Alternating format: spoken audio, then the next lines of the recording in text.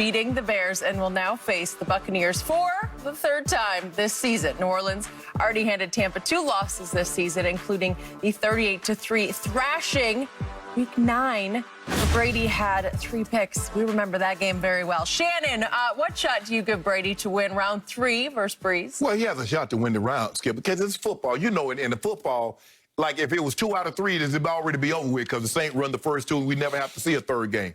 But each game it's by itself. So now the first 2 games really don't matter. It gives you a blueprint of what we need to do and what we can do to have success. But I've always felt, Skip, I like playing a team in a rematch. I like being the team that it lost. Because now you have my undivided attention. Bruce Arians and Brian Leftwich has the offense undivided attention on what they need to do. Todd Bowles has the defense. Bro, they hung 38. It could have been 50. It should have been. So they fumbled at the 2-yard line. At the 2-yard line, yes. Yep. So I just believe each time that I've lost in the regular season to a team and had to play that team in the playoffs, Skip, we won. Mm-hmm. Did it in 97. We lost to Kansas City, lost the playoffs, went back in the playoffs, won. Did it at Pittsburgh in the regular season, went back in the playoffs, and won. Mm-hmm. So anytime we lose, you lose. I feel that I'm in an advantageous situation because you're going to be looking at it like, hey, we keep the same game plan. Hey, this was perfect. Mm. While they're in the kitchen cooking, concocting something different. Mm. The Saints have done a great job. They can do something that very few teams can do. Not only could they pressure Brady with 4, but their back end with Lattimore, Jenkins, mm-hmm. Malcolm Jenkins, Jack Rabbit, Janoris Jenkins, mm-hmm. The secondary, the safeties, they do a great job. Jenkins did a great job neutralizing Gronk one-on-one. And so now Hendrickson's going to be the key for me, Skip. Now, he missed last week. He's been dealing with a neck issue. Yep. He's the guy that they can't block.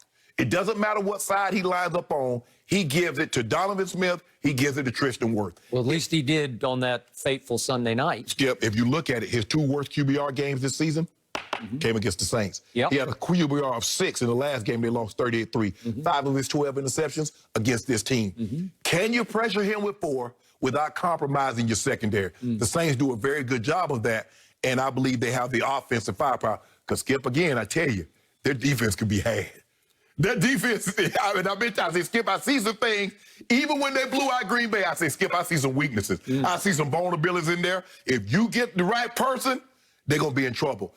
Well, it got had by Taylor Heineke.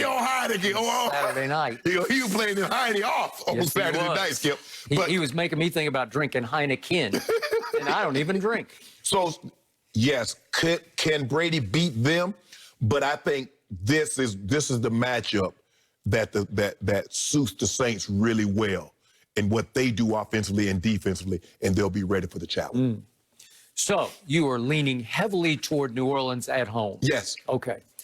So just for the record, in the 22 times a team has beaten the other team twice and gone into the third time's not the charm game. Yeah. That team has won 14 and lost 8. So the team that won the first 2 has swept 14 to 8 times. I was on one of the teams that got swept. Really? We lost to the Raiders twice in the regular season and went out the wild card round and got beat again. Really? What year was that?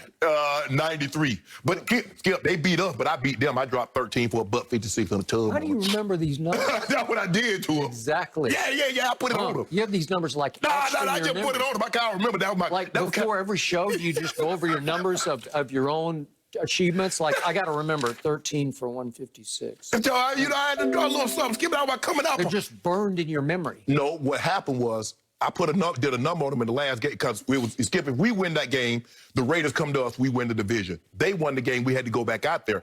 I remember walking out the field, Howie Long, who was playing, that was his last year playing in the Raiders, he said, man, he's like, Shannon, look, he said, you good, but you're not your brother. You're not as good as your brother. I said, okay. So I come back out the next week. I dropped 13 for $1.50 on him. I said, Howie, what about now? He said, that was a hell of a performance, but your brother's still better than you. Wow. Okay.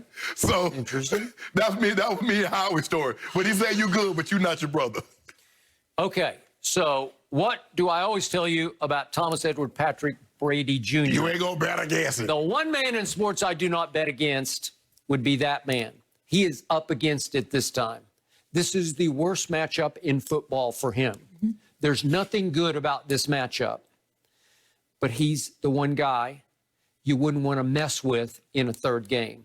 So I'm giving him a shot just because he's Tom Brady and just because I believe he's playing at a little higher level than Drew Brees is right now. Well, I hope he is, Skip, considering Drew just came off 11, broke, cracked, and the collapsed ribs and a collapsed lung. He better be. And Drew was okay yesterday, but he had a QBR in the 50s, like it's 56. So it's just like okay. He was off just a little bit because the pass that he threw to Malcolm, Mike Thomas, that play normally Mike catches it over his shoulder and turns up the field. This time he had to turn his back, catch it, and the DB got an opportunity to make the play. There was a couple of plays that I saw Drew normally hits, and it's a big game. It's a bigger game than what that was. So I sum up this third clash as Brady is playing at a little higher level than Brees, but I will concede this.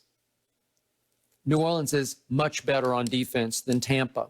So it's going to be up to to Tom Brady to go into the house of Drew Brees, that Superdome in New Orleans, and outscore him. And he may have to get close to 40 to do this. Could he get up to 40 on that New Orleans defense? It's highly doubtful. But they are cooking on offense right now. And again, I'm going to remind everybody, Washington had a defense that Pro Football Focus ranked third in the NFL going into Saturday night's game, the wild card game at Washington. And Tom Brady hung with their total offense 507 yards on a Washington defense that hadn't given up anywhere near that many yards. So you got to give him and his offense, because Leonard Fournette, that was the busiest I've seen his feet all year. He moved better than he has moved all year for the Buccaneers. Well, what are they able to do? They were able to run the football. They were. So those linemen just couldn't pin their ears back and get out the I saw the play action pass that I didn't see for maybe the first 10 or 12 games of the year. And you had guys, Skip, I mean, look, Tom was fabulous, but the guys were wide open. AB wide open. Mike Evans, Mike Evans, Godwin, Cameron Brate.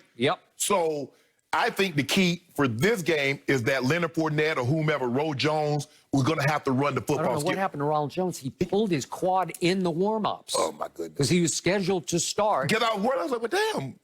And then Bond fumbled the ball, so it might be a while before he see the field again. He's my little man from Vanderbilt, and he's a little power plant, but when you're a rookie and you're playing for Tom Brady and you commit a big turnover in the playoffs, in a playoff game, you are doghouse. So I'm afraid we won't see him again after a couple of nice runs from little Keyshawn Vaughn. I mean, remember what happened with Roe Jones when he fumbled against the Giants, Skip? Boom.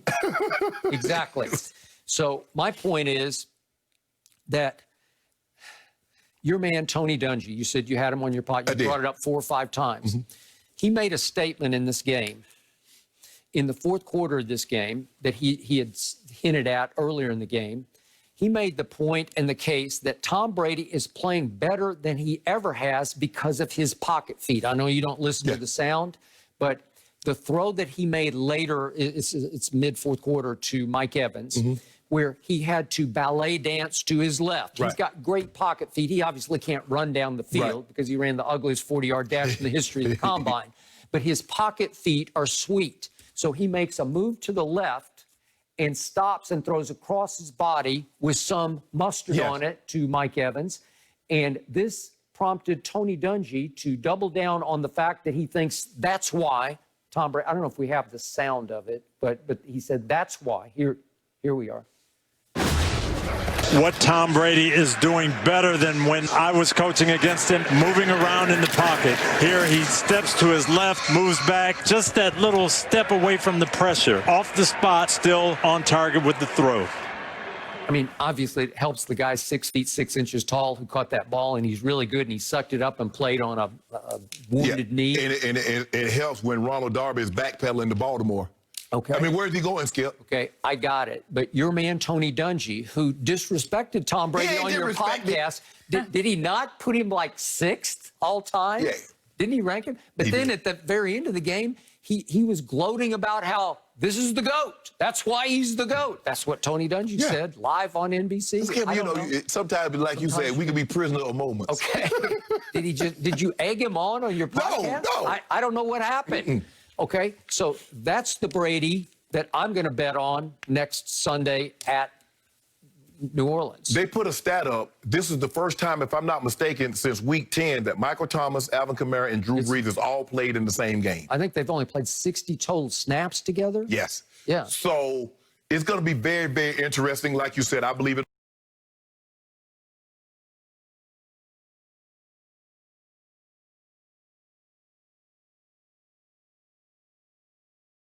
It'll be a high-scoring game.